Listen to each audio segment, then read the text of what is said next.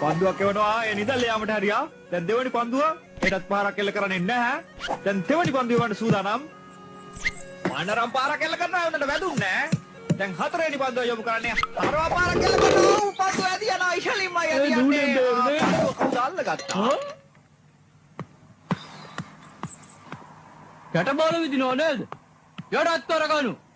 අයියේ වීලුවක් කරේ අනේ මොකද ඔය කොලොස් බලන්න ඉස්තුවේ. එක්කෙනෙක් නම් හඳට ඇරියා. ඔයාවත් හඳට යමන්න. මට මේ හොඳයි.